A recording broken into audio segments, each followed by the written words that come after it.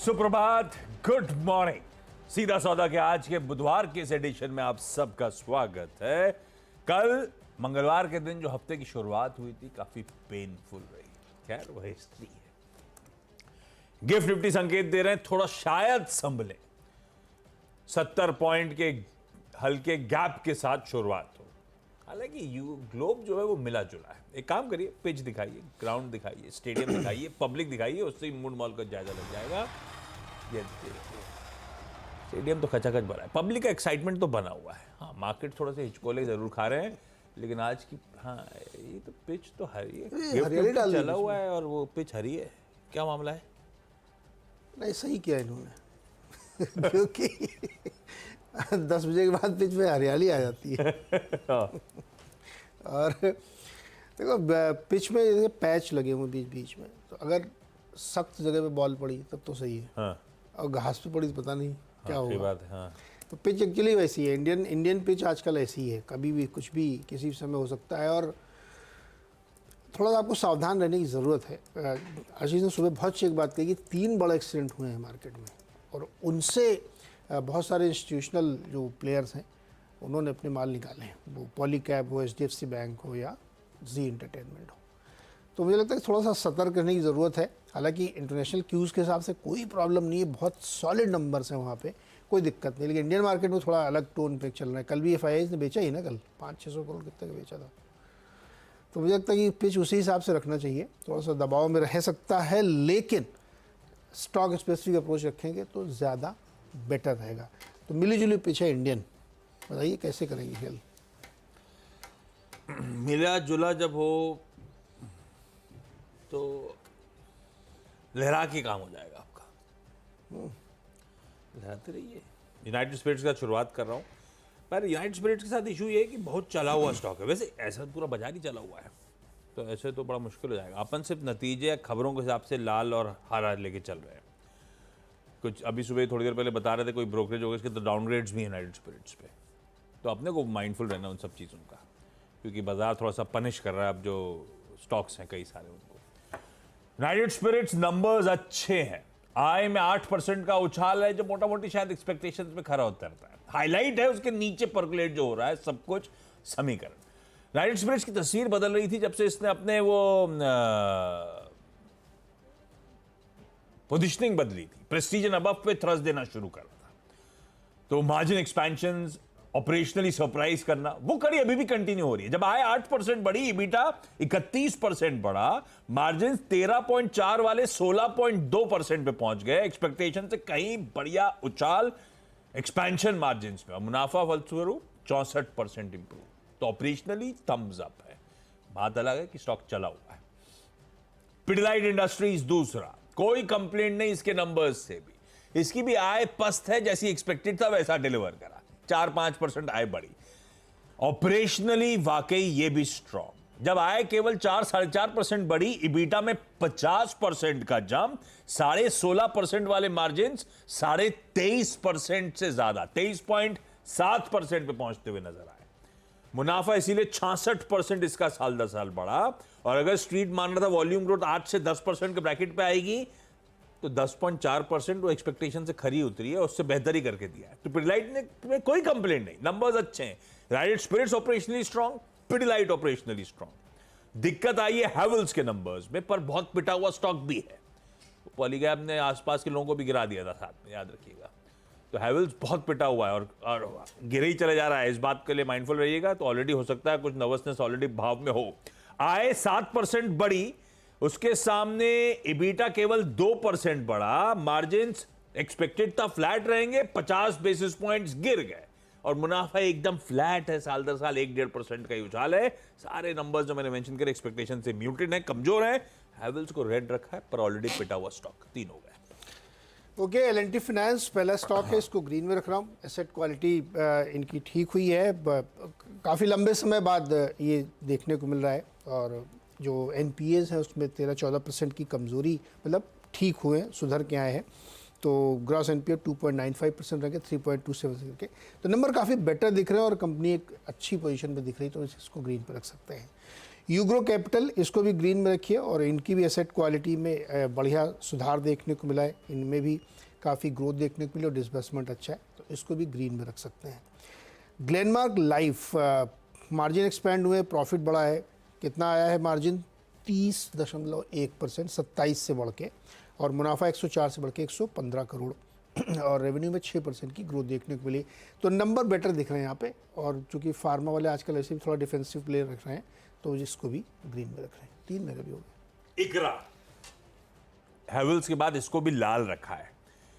साल दर साल आय 11% बढ़ी, उसके सामने एबिटा 16% गिरा, 35% के मार्जिन कॉन्ट्रैक्ट होके 26% पे, मोटा मोटी ball park, exact number screen पर आएंगे। 900 बेसिस पॉइंट मार्जिन कॉन्ट्रैक्ट, और साल दर साल मुनाफा इसीलिए 17-18% का डिक्लाइन दिखा रहा है।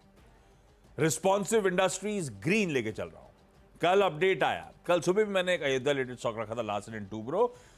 रिस्पॉन्सिव को भी अयोध्या रिलेटेड कह दीजिए। इनका रिलीज कहती है कि ये की पार्टनर के तौर पे चुने गए हैं कई सारे वहां पर अयोध्या में, होली सिटी ऑफ अयोध्या में जो हॉस्पिटैलिटी और बाकी प्रोजेक्ट इस समय अंडर वे हैं, जिनका कंस्ट्रक्शन चल रहा है। ये company top tier solutions, flooring और वॉल कवरिंग्स के, उनमें से कई सारे प्रेस्टिजियस प्रोजेक्ट्स को प्रोवाइड करने की तैयारी कर रही है। और रिलीज एग्जैक्ट क्वांटम की तो बात नहीं करती, रिलीज मेंशन कर रही है कि इसका सिग्निफिकेंट पॉजिटिव इंपैक्ट होगा इनके रेवेन्यूज में, इन पार्टनरशिप्स के चलते।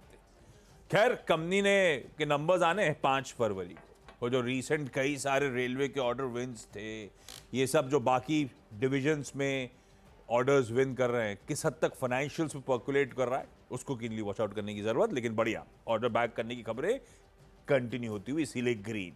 यूएफओ मूवीज को ग्रीन लेके चलता हूं।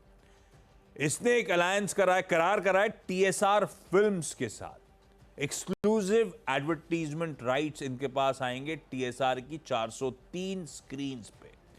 403 स्क्रीन जो है टीएसआर की, पूरी वो फुटप्रिंट साउथ इंडिया मार्केट का, वहां पे ये यूएफओ मूवीज अब अपनी पकड़ मजबूत करती हुई नजर आएगी। ये company in cinema advertising network provide करती है, तो अब वहां साउथ इंडिया, वाइब्रेंट जो साउथ इंडिया का मार्केट है, वहां पे उतरती हुई नजर आएगी।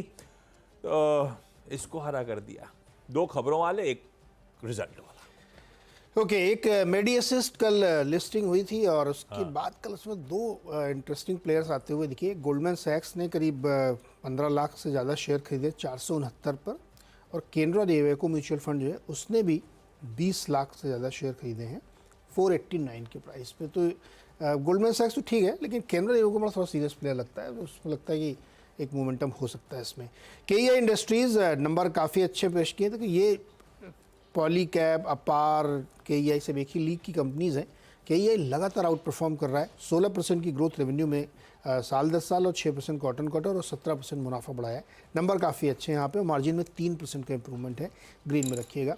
हिताची एनर्जी जो एबीबी का जॉइंट वेंचर है, इनके भी नतीजे जो है ठीक ठाक आए। 4.5 के सामने 23 करोड़ का इन्होंने प्रॉफिट दिखाया है, और 997 के सामने 1250 करोड़ का रेवेन्यू दिखाया। तो नंबर ठीक दिख रहे हैं यहाँ पे, तो हिताची को भी रख सकते हैं। हालांकि इन्होंने 700 करोड़ का एक रिलेटेड पार्टी ट्रांजैक्शन भी डिक्लेयर किया है, लेकिन डिक्लेयर कर दिया है, इसलिए शायद मार्केट उसको उसी तरीके से लेगा। चलिए 6 हो गए दोनों टीमों के। छोटा सा एक ब्रेक के बाद अगले 4 स्टॉक्स।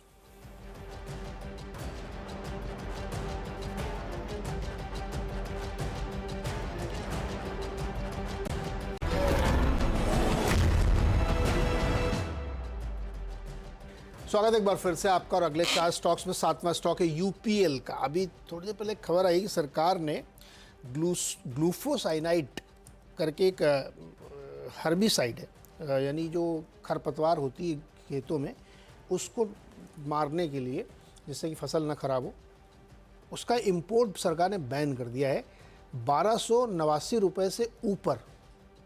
यानी आप उससे ऊपर ही कर सकते हो, उससे नीचे इंपोर्ट नहीं कर सकते। तो इससे क्या होगा, डोमेस्टिक प्लेयर्स को फ़ायदा होगा, और इंडिजिनस प्रोड्यूसर यूपीएल है। बाकी इंपोर्ट किया था, जैसे बेयर को हो सकता है नुकसान हो, क्योंकि बेयर एजी जो जर्मनी वाली कंपनी, उससे लोग एक्सपोर्ट करते हैं, इंपोर्ट करते हैं। तो यूपीएल को ध्यान रखिएगा, ये इनके लिए एक अच्छी खबर है।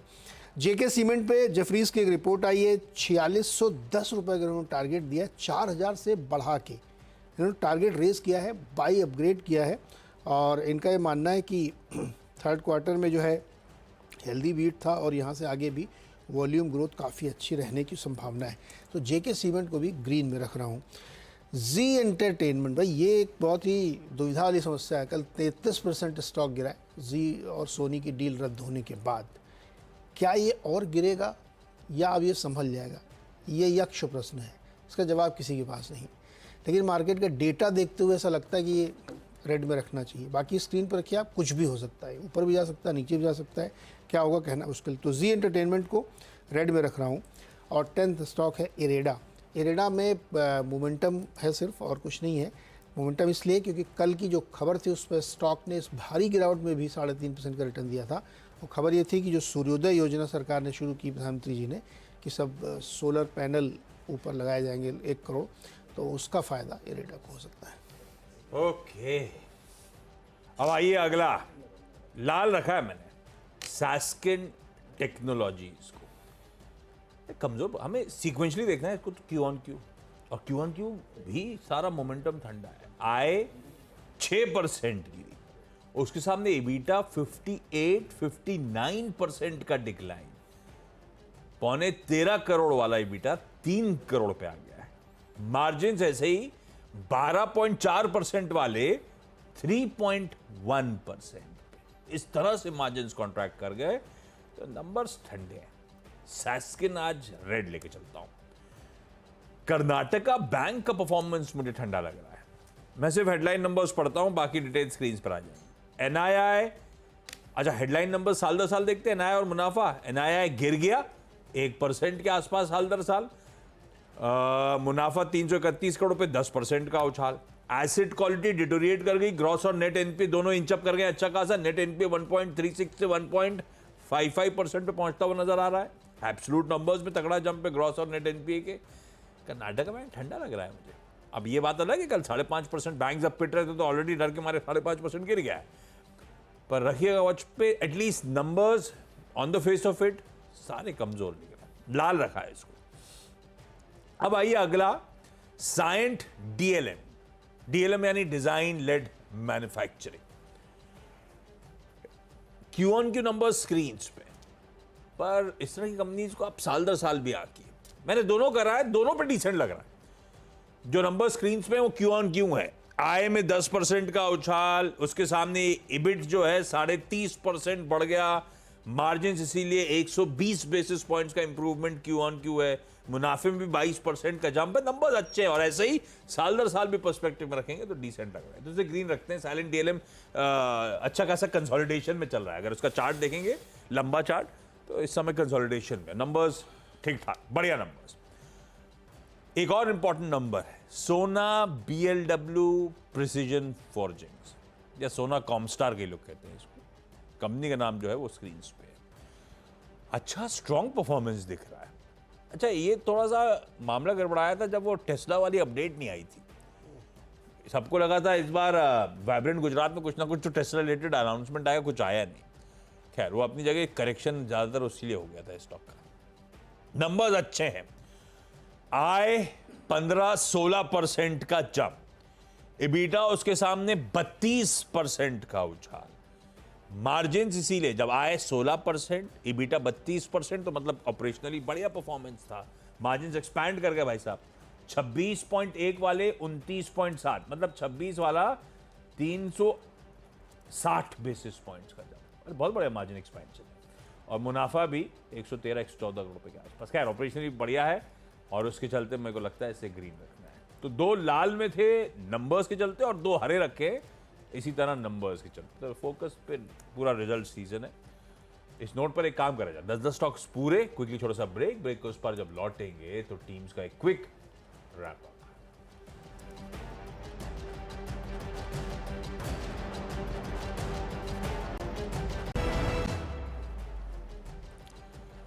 चलिए ब्रेक के बाद आप सबका स्वागत है मेरी 10 की सीधा सौदा की टीम आपकी स्क्रीन पे।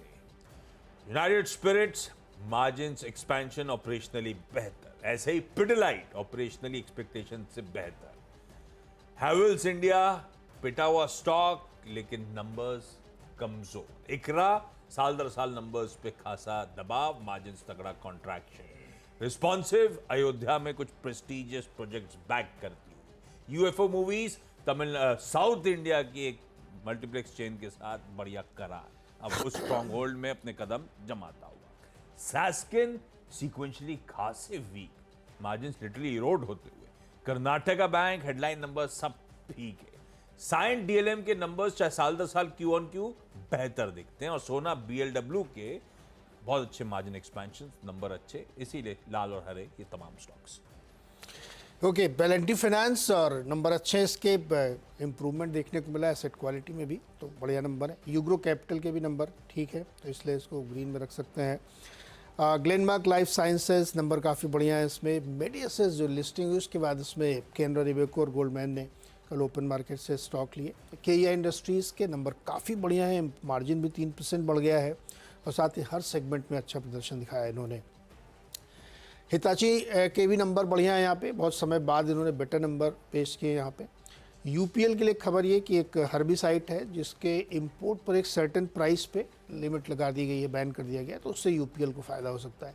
जेके सीमेंट पे जेफरीज की रिपोर्ट है, 4000 से बढ़ा के 4600 रुपये इसका टारगेट कर दिया गया है। जी एंटरटेनमेंट कल 33% गिरा, आज क्या होगा पता नहीं, लेकिन हो सकता है दबाव बना रहे, तो इसको रडार पर रखिएगा। और इरेडा मोमेंटम चेज, कल बड़ी गिरावट के बावजूद स्टॉक अच्छा प्रदर्शन दिखा रहा था, और सूर्योदय योजना का इसको फ़ायदा हो रहा है।